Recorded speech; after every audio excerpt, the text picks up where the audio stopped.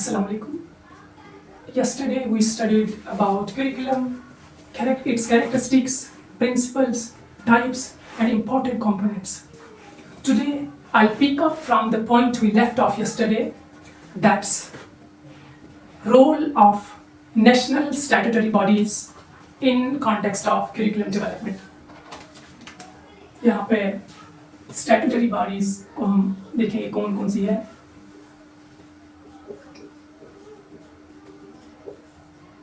Statutory bodies.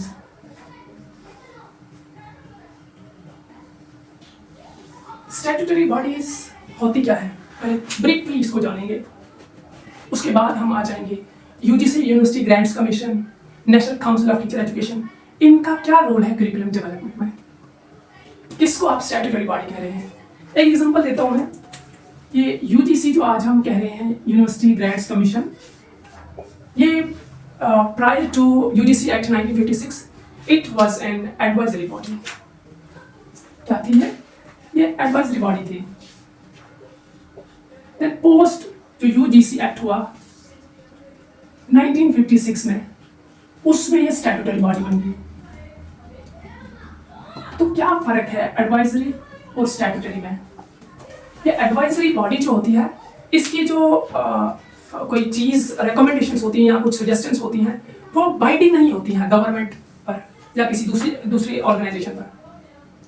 फिर उसके बाद जब इसको स्टैट्यूटरी स्टेटस मिलता है, जिन्हें एक by an act of parliament ये बॉडी एग्जिस्टेंस में आती है, इसकी पावर को डिफाइन किया जाता है. इसकी क्या पावर रहेंगी, कैसे ये रेगुलेट करेगी चीज़ों को. वही चीज़ हुआ 1956 में, जब एक एक्ट पास किया गया पार्लियामेंट में, जिससे यूजीसी यूनिवर्सिटी ग्रांट्स कमीशन एक स्टैट्यूटरी बॉडी बन गई. अब हम आते हैं स्टैट्यूटरी बॉडीज का रोल क्या है. यूजीसी को पहले हम लिखते हैं. यूजीसी यूनिवर्सिटी ग्रांट्स कमीशन कब बनी है? केब ने, central advisory board of education ने रिपोर्ट दी, जिसको हम सर्जेंट रिपोर्ट कहते हैं, 1944 में आई. उसमें ये बताया गया कि यूनिवर्सिटी ग्रांट्स कमेटी हम बना लें. ये इस वक्त कमेटी थी, जस्ट कोई स्टैट्यूटरी बॉडी नहीं थी. कब की बात है ये? 1944 में एक रिपोर्ट आई, सर्जेंट रिपोर्ट. किसने दी थी ये? केएब ने, CABE. उसके बाद क्या होता है 1945 में, इसको कहा जाता है कि आप Delhi university, BHU Banaras Hindu university और अलीगढ़ यूनिवर्सिटी को देखेंगे. ये 1945 की बात है कि वो दिल्ली यूनिवर्सिटी को देखे, BHU और इसके साथ अलीगढ़, जिसको हम मुस्लिम अलीगढ़ यूनिवर्सिटी कहते हैं. फिर क्या होता है 1947 में कहा जाता है कि ऑल यूनिवर्सिटीज जो इंडिया की है उनको ये देखेगी और जो ग्रांट्स मिलेंगे उन यूनिवर्सिटीज को वो थ्रू यूजीसी मिलेगी. फिर 1947 के बाद यूनिवर्सिटी एजुकेशन कमीशन आती है, जिसके चेयरपर्सन डॉक्टर सर्वपल्ली राधाकृष्णन थे. तो उस यूनिवर्सिटी एजुकेशन कमीशन ने कहा, जो पोस्ट इंडिपेंडेंस पहली कमीशन थी, जिसका टाइम पीरियड है 1948 और 49 में से सबमिट रिपोर्ट की थी, उसने रिकमेंडेशन दी कि हमें full fledged university grants commission setup करनी चाहिए जो हायर एजुकेशन को देखेगी. इसने रिकमेंडेशन दी कि यूजीसी को एस्टैब्लिश करें. फिर क्या होता है 1953 में यूजीसी को एस्टैब्लिश किया जाता है. लेकिन इस वक्त ये 1953 इस वक्त ये एडवाइजरी बॉडी थी. फिर आगे चल के यूजीसी एक्ट 1956, और एक्ट में ये हुआ कब था 1956. इस एक्ट में यूजीसी की पावर, यहाँ पर इसको स्टैट्यूटरी स्टेटस मिला. ये a body which is created by an act of the parliament. इसमें इसकी पावर्स क्या है वो मेंशन किया गया. पहले एडवाइजरी बॉडी में इसकी पावर उतनी नहीं होती है. यहाँ पे इसकी पावर्स क्या है, इसका रोल क्या रहेगा, ग्रांट्स के बारे में ये सारी चीजें मेंशन की गई. अब ये एक लीगल बॉडी बन गई जो कि एपेक्स बॉडी है हायर एजुकेशन की. ये कुछ थोड़ा सा इसके बारे में जानना लाजमी था कि यूजीसी अब हम कि यूजीसी का क्या रोल है हायर एजुकेशन में। अब हम इसके आगे चलते हैं कि ये सवाल हो सकता है इसमें से कि उस टाइम का प्राइम मिनिस्टर कौन था जब यूजीसी एक्ट हुआ 1956 में, उस वक्त का प्राइम मिनिस्टर कौन था। प्राइम मिनिस्टर उस वक्त हमारे प्राइम मिनिस्टर आजादी के बाद आपको पता है पंडित जवाहरलाल नेहरू थे, नेहरू साहब। देन उसके बाद ये चीज पूछी जा सकती है कि उस वक्त के एजुकेशन मिनिस्टर कौन थे। अब्दुल कलाम आजाद,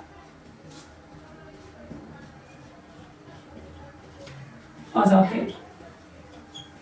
और क्या कहा जा सकता है कि किस पोस्ट इंडिपेंडेंस के बाद किस कमीशन ने, यूनिवर्सिटी एजुकेशन कमीशन ने इसको सजेस्ट किया, रेकमेंड किया था कि इसको एस्टैब्लिश किया जाए।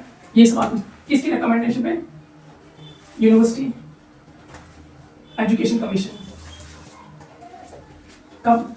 यस, डेट क्या इसकी? यूनिवर्सिटी एजुकेशन कमीशन यानी 1948 से जिसका टाइम पीरियड है 49 में उसने रिपोर्ट सबमिट की थी। और उसके चेयरपर्सन कौन थे? Doctor Sarvepalli Radhakrishnan, SHNA। ये चेयरपर्सन थे यूनिवर्सिटी एजुकेशन कमीशन के। अब आगे बढ़ के हम देखेंगे इसका रोल क्या है, क्या करती है ये यूजीसी। यूजीसी का काम है रेगुलेशन, ये रेगुलेट करती है हायर एजुकेशन को। उसके बाद रेगुलेशन के बाद इंस्पेक्शन होता है। इंस्पेक्शन किसके होता है, कैसे होता है? थ्रू NAAC, नेट से होगा, नेशनल असेसमेंट एक्रेडिटेशन काउंसिल। उसके बाद रिकॉग्निशन, ये जो कॉलेजेस हैं, कॉलेजेस को रिकॉग्नाइज्ड यानी यूनिवर्सिटीज हैं, यूनिवर्सिटीज को रिकॉग्नाइज कहते हैं। ये रिकॉग्नाइज्ड है, यूजीसी रिकॉग्नाइज्ड यूनिवर्सिटी है। यानी कुछ स्टैंडर्ड जो सेट किए हैं यूजीसी ने, क्या उन स्टैंडर्ड्स को कोई यूनिवर्सिटी फॉलो कर रही है? अगर कर रही है तो उसके बाद उसको परमिशन अलाउड किया जाता है कि वो फंक्शन करे, वो फिर वहां पे कोर्सेज ऑफर करे, बच्चे उसमें इनरोल हो जाएं लीगली तौर पर। कुछ यूजीसी रिकॉग्नाइज्ड नहीं होती है, फिर उनकी जो डिग्री होती है वो भी वैलिड नहीं होती है। रिकॉग्निशन होता है। देन एफिलिएशन, इसके ऑफिसेज कहां पर है? रीजनल ऑफिसेज वो आपको मिलेंगे भोपाल, भुवनेश्वर, गुवाहाटी,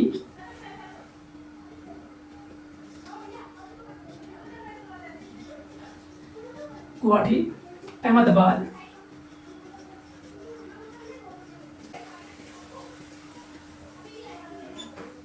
ये यहां इसके रीजनल ऑफिसेज हैं। अब ये करती क्या है, इसके फंक्शंस।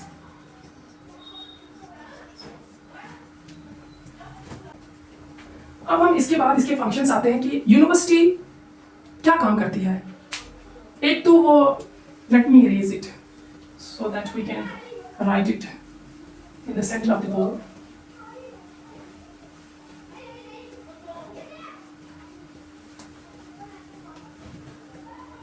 इसके फंक्शन हम देखेंगे कि यूनिवर्सिटी का क्या फंक्शन है। यूजीसी फंक्शंस क्या है, इसके क्या क्या काम करती है यूनिवर्सिटी। यूनिवर्सिटी ग्रांट्स कमीशन, एक तो ये कोलैबोरेट करती है इंटरनेशनल ऑर्गेनाइजेशन के साथ, collaboration with international organisation.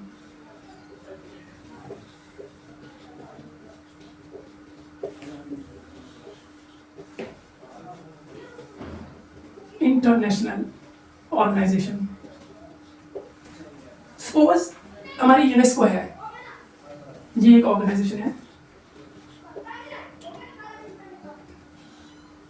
United Nations Educational Scientific Cultural Organisation, इसका क्या काम है? ये आपको कल्चर के कॉन्टेक्स्ट में, कल्चरल के कॉन्टेक्स्ट में, देन एनवायरनमेंट के कॉन्टेक्स्ट में, या फिर आईसीटी के कॉन्टेक्स्ट में, ये एक जनरल गाइडलाइंस तैयार करती है इंटरनेशनल लेवल पर, जिसको बाकी कंट्रीज जो हैं वो एडहियर करती है to meet the international standards.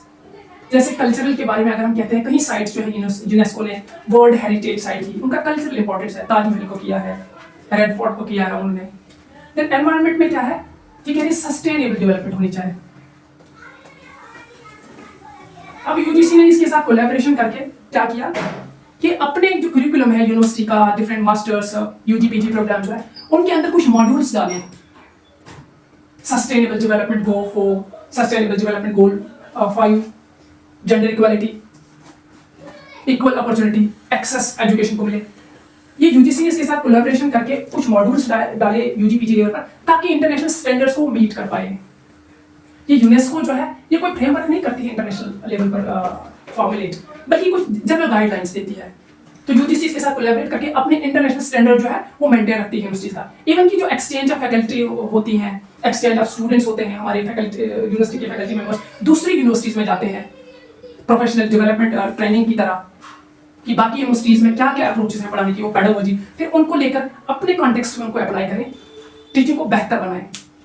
Collaboration के बाद यूजीसी का क्या काम है, ये रिव्यू एंड अपडेट करती है, review and update curriculum on the recommendation of NCTE ये वही है, national council of teacher education, NCERT, then NI national institute of education planning and administration, या all India council of technical education. कैसे समझते हैं हम इनको? एनसीटी ने कोई करिकुलम फ्रेमवर्क लाया, जैसे recently ITEP integrated teacher education program for 4 years. कैसे लाया आगे समझते हैं, बड़ी इंटरेस्टिंग कहानी है। अब इसने तो फ्रेमवर्क लाया, आईटेप एक प्रोग्राम लाया इसने, ठीक है, उसका एक करिकुलम है जो 4 स्टेजेस पे बनाया गया है, keeping in mind the vision of NEP 2020। MEd में आप देखेंगे, क्योंकि यूनिवर्सिटी के अंडर आते हैं ये डिपार्टमेंट्स, तो एमएड का जो करिकुलम है वो कौन फ्रेम करेगा? वो NCT, national council of teacher education. अब ये डायरेक्टली उसको इंप्लीमेंट नहीं करती national council of teacher education, क्योंकि अपेक्स बॉडी हायर एजुकेशन की है वो यूजीसी है। तो फिर ये यूजीसी को ये बात बताएगी कि ये करिकुलम फ्रेमवर्क है, फिर यूजीसी एक सर्कुलर निकालेगा कि जितनी भी यूनिवर्सिटीज हैं उनके अंदर एजुकेशन डिपार्टमेंट जो है उनका जो करिकुलम है वो ऐसा होना चाहिए, क्या अपडेशन इसमें हुई है, क्या रिव्यू किया गया है, यानी इस एनसीटी को बताएगी आपस में इसकी रिकमेंडेशन पे। फिर यूजीसी ने करिकुलम को रिव्यू और अपडेट किया। फिर बाद में नेशनल असेसमेंट एक्रीडेशन काउंसिल भी जाएगी, वो देखेगी क्या कंप्लायंस है या नहीं। ऐसे ही केस में एनसीईआरटी सेम वही मिलेगा। एनसीईआरटी ने क्या किया कि एक करिकुलम फ्रेमवर्क लाया 2023 में, जहां पे ये बताया जाता है कि बच्चों को हमने प्राइमरी लेवल पे क्या करना है, एग्रीकल्चर का नॉलेज देना है, वोकेशनल एजुकेशन का नॉलेज देना है, जैसे कारपेंट्री हो गया, कोई और चीजें होगी। अब इन जैसे सब्जेक्ट्स को पढ़ाने के लिए एक स्पेसिफिक पेडागोजी होगी, उस पेडागोजी को कौन पढ़ाएगा? टीचर। और टीचर को कौन ट्रेन करता है?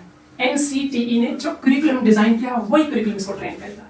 फिर अगेन वही बात पूछती है, यानी एनसी जो कुछ चेंज आ गए एनसीईआरटी की वजह से, उन चेंज को एडजस्ट करने के लिए एनसीटीई करिकुलम डिजाइन फ्रेम करेगी। इसीलिए तो उसने आईटेप लाया। आईटेप 4 लेवल पे है, आपका फाउंडेशनल है, प्रेपरेटरी है, मिडिल है और सेकेंडरी स्टेज है।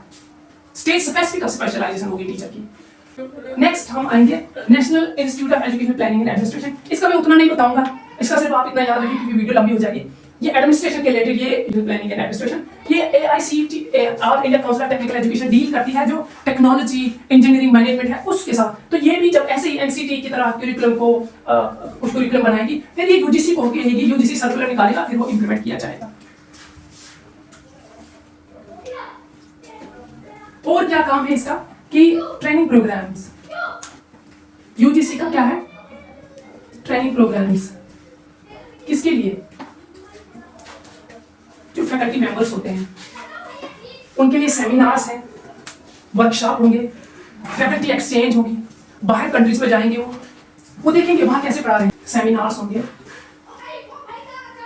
वर्कशॉप होंगे, यानी कोर्स ट्रेनिंग, वो प्रोफेशनल डेवलपमेंट के रिलेटेड। ये कौन करेंगे? ये यूजीसी और स्कॉलरशिप। अब आपने रिसर्च किया, देन रिसर्च में आपको फेलोशिप मिलता है अगर आप यूजीसी नेट जेआरएफ क्वालिफाई करते हैं, फेलोशिप। और फिर मेरिटोरियस स्टूडेंट्स जो होते हैं उनको स्कॉलरशिप मिलता है।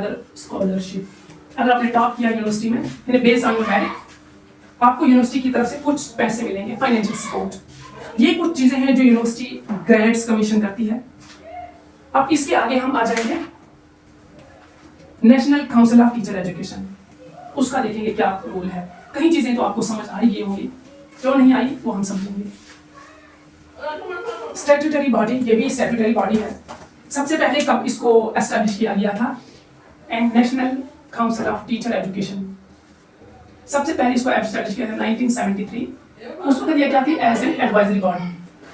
इसके जो फैसले थे वो बाइंडिंग नहीं थे गवर्नमेंट पर। फिर क्या हुआ 1975 में, 1995 में इसको स्टैट्यूटरी का स्टेटस में, स्टैट्यूटरी बॉडी का। और एनसीटी क्या करती है? ये करिकुलम को डिजाइन करती है, डेवलप करती है। कौन से प्रोग्राम के लिए? एमएड के लिए, बीएड के लिए, DElEd,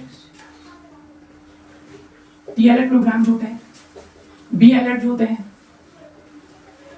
diploma in elementary education, bachelors in elementary education. इसमें अगर आप देखेंगे कि ये क्या एमए एजुकेशन और बी एजुकेशन भी इसके अंदर ही आता है एनसीटी के, तो आंसर होगा एमए एजुकेशन। ये एमएड की बात नहीं है, एमए एजुकेशन है, ये जो ग्रेजुएशन के बाद होता है। एमएड तो बीएड के बाद है। और बी एजुकेशन क्या इसके अंदर आते हैं? नहीं। रेड मैंने क्रॉस मार्क कर दिया, हमें क्रॉस।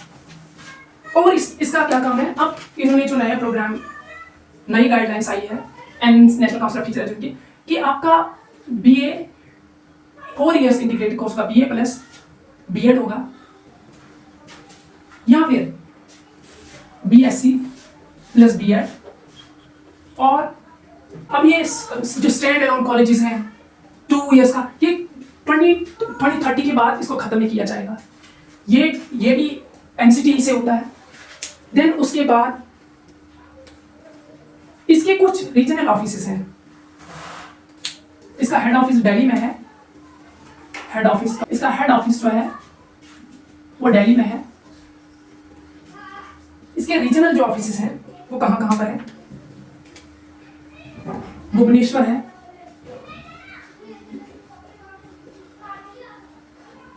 भोपाल,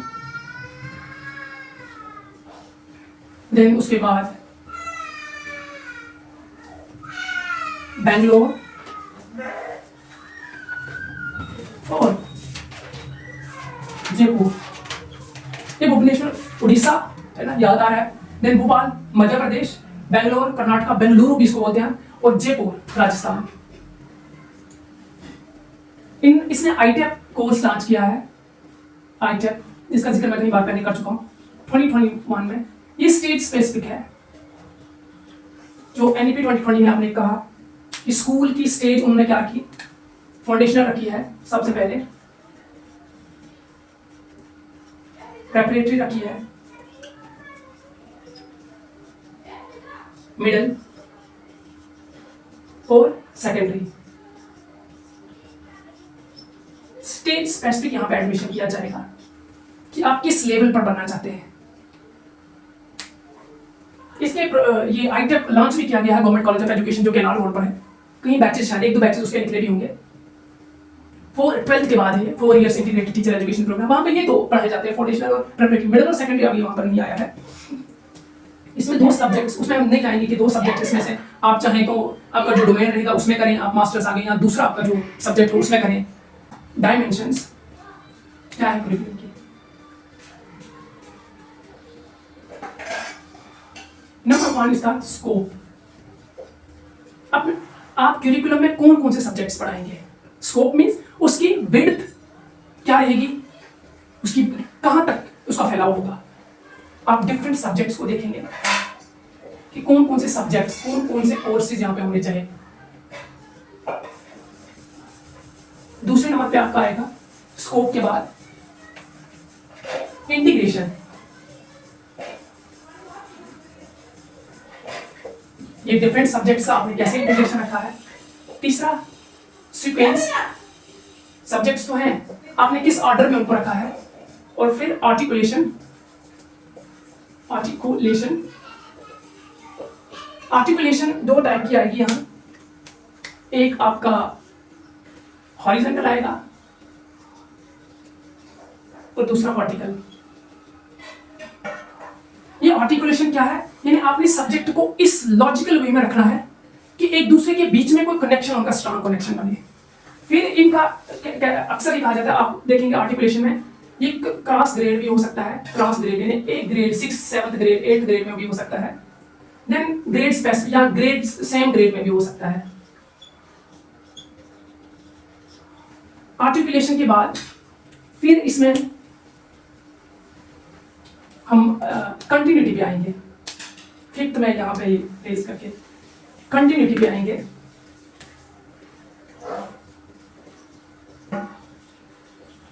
जो आपने एक्सपीरियंसेस वो चीजें पढ़ाई हैं उनका रेपिटेशन होना चाहिए। फिर वो रेपिटेशन एक कंसेप्ट उसमें आता है, जैसे हम कहते हैं ऐसे, यहां से आप करें ऐसे, ये स्पाइरल कंसेप्ट, इन्हें रेपिटेशन होगा, लेकिन उस टॉपिक का एडवांस लेवल आप पढ़ाया जाएगा। आप फंडामेंटल ऑपरेशन नंबर्स पे आ रहे हैं, फिर उसके बाद उस एडवांस लेवल मैथमेटिक्स पे चले जाएगा, वो नंबर सिस्टम के आगे फिर कुछ इक्वेशन में चले जाएगा, ट्रिग्नोमेट्री में, अलजेब्रा में, कॉम्प्लेक्सिटी इन टॉपिक की बढ़ती जाएगी। लेकिन रेपिटेशन होना चाहिए, वो चीजें जो जिसके बारे में स्टूडेंट को इन डेप्थ नॉलेज है, अच्छी पकड़ है। 6 नंबर पे आएगा बैलेंस। अब ये बैलेंस में क्या होगा, ये करिकुलम में ये जो डिफरेंट डोमेन्स हैं, ये चल नहीं रहा है, डिफरेंट डोमेन्स हैं करिकुलम में। आपको जैसे साइकोमोटर, कॉग्निटिव, अफेक्टिव, इनके बीच में क्या बैलेंस है, ऐसा करिकुलम जो सबको डेवलप करे।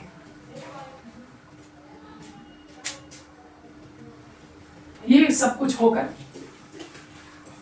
अब हम आएंगे मॉडल्स पर।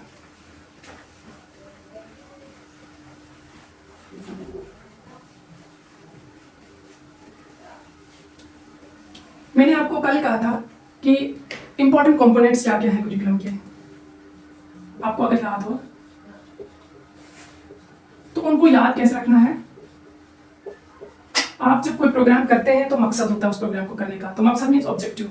लॉजिक से हम इसको याद रखेंगे। ऑब्जेक्टिव कहा था, ऑब्जेक्टिव्स। फिर दूसरे नंबर पे आप प्रोग्राम में गए, कोई मकसद है, उसके बाद आप कुछ पढ़ेंगे, कुछ किताबें पढ़ेंगे, कुछ कंटेंट, जिसको हम कंटेंट कहेंगे, तो कंटेंट होगा। कंटेंट के बाद मैंने कहा था यहाँ मेथड्स होंगे, पढ़ेंगे कैसे, कोई तरीका होगा, और लास्ट में फिर एवेल्यूएशन होगी। ये कल भी मैंने कहा था, याद रखना। किताबें पढ़ते हैं हम, कंटेंट कैसे पढ़ते हैं, लेक्चर, डिस्कशन, डेमोन्स्ट्रेशन, मेथड और एवेल्यूएशन, फिर असेसमेंट भी होगी प्रोसेस की। यहाँ पे जो हम पढ़ने जा रहे हैं वो मॉडल, करिकुलम डेवलपमेंट मॉडल।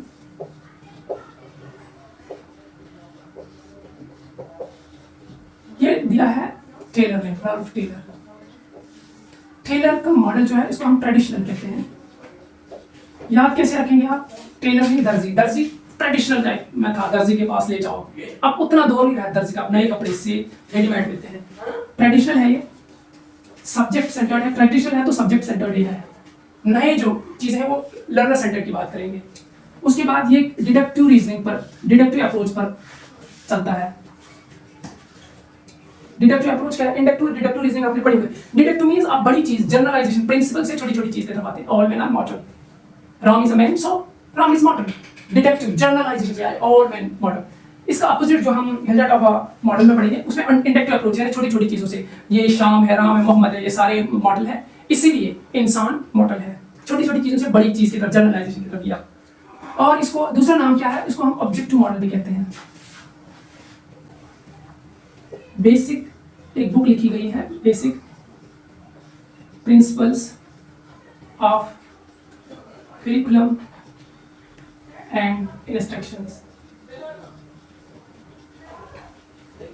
इस बुक का नाम याद रखें, और इसमें इंपॉर्टेंट क्या चीज है जो हमें पता होनी चाहिए। इसमें जो ऑब्जेक्टिव्स होते हैं वो प्री डिटरमिन्ड होते हैं। कौन करते हैं इनको प्री डिटरमिन्ड, जो एक्सपर्ट होते हैं, सब्जेक्ट एक्सपर्ट होते हैं। क्या उसमें एक्सपीरियंस डालने हैं वो सब्जेक्ट एक्सपर्ट ही डिसाइड करेगा। और क्या है इसमें जो एग्जाम में पूछा जा सकता है? ऑब्जेक्टिव मॉडल मैंने आपको बता दिया, इसको ऑब्जेक्टिव मॉडल भी कहते हैं। और इसका करिकुलम जो है वो स्पाइरल की तरह होता है। टेलर ने कहा कि करिकुलम रेपिटेशन होगा थीम्स का, टॉपिक का, लेकिन उसकी कॉम्प्लेक्सिटी जो है वो बढ़ती जानी चाहिए। इसको ऐसे अब ऐसे ले लेगा, बढ़ता जा रहा है। नेक्स्ट हम जाएंगे कि इसके स्टेप्स क्या है इस मॉडल के। यही मॉडल है टेलर का। इसका नाम एक पहला स्टेप है ऑब्जेक्टिव्स, दूसरा स्टेप है सिलेक्शन ऑफ लर्निंग एक्सपीरियंसेस,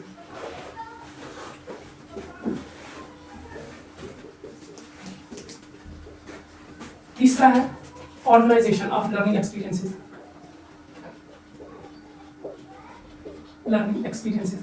और लास्ट वाला इसका एवेल्युएशन। ये चीजें ज्यादा एग्जाम में पूछी जा सकती हैं आपको। यहाँ ये भी हो, हाँ ये स्टेप्स पूछे जा सकते हैं, या कुछ सीक्वेंस में इनको बोल सकते हैं कि कुछ सीक्वेंस में रखें। 4 स्टेप हैं इसके, ये चीजें आप ध्यान में रखें कि कौन कौन से step, which of the following is not the step of the curriculum development model given by Taylor. अब हम आते हैं दूसरे मॉडल पर, वह है रॉल्फ टेलर, सॉरी वो है हिल्डा टॉर्बा। रॉल्फ टेलर हो गया। ये सारे मॉडल्स जो है करिकुलम डेवलपमेंट के हैं। बाद में हम पढ़ेंगे करिकुलम एवेल्यूएशन मॉडल्स भी, अभी नहीं। करिकुलम लास्ट में है ये टेबा, हिल्डा टेबा, HILD हिल्डा टेबा। हिल्डा टेबा क्या है? करिकुलम डेवलपमेंट मॉडल है। इसको हमने इंडक्टिव अप्रोच कहा कि इसकी अप्रोच जो है वो इंडक्टिव है। कैसे? अभी बताता हूं मैं। इसको हम ग्रास रूट भी कहते हैं। ग्रास रूट मॉडल मींस ये बॉटम अप अप्रोच है, यानी एक्चुअल ग्राउंड लेवल पर कौन होता है? स्टूडेंट्स होते हैं, टीचर होते हैं, उनको उनकी कंसल्टेशन ले कि एक्चुअली वही अहम रोल प्ले करेंगे करिकुलम में, क्या एक्सपीरियंसेस होने चाहिए। ये जिसको ग्रास रूट मॉडल कहा, वो टेलर का मॉडल ऐसा नहीं है, उसमें ज्यादा एक्सपर्ट का ही रहता है, वही सब कुछ चुनते हैं। ग्रास रूट मॉडल, तो ग्रास रूट मॉडल नीचे से ऊपर जाता है। तो जब भी आप नीचे से छोटी छोटी चीजों से ऊपर जाएंगे तो वो इंडक्टिव अप्रोच होती है। आप बड़ी चीज ऊपर से नीचे नहीं आते हैं, ये इंडक्टिव अप्रोच है, ग्रास रूट मॉडल इसको कहते हैं। देन इस लर्नर सेंटर, ये कई बार ये सवाल पूछा गया है, ग्रास रूट मॉडल कौन सा मॉडल है?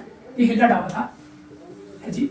इसके अब स्टेप्स हम देखेंगे क्या क्या स्टेप्स हैं। पहला है डायग्नोसिंग नीड्स, दूसरा क्या है?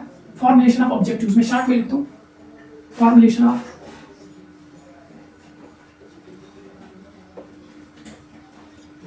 पहले नीड्स देखेंगे, नीड्स के बाद फिर ऑब्जेक्टिव्स फ्रेम करेंगे।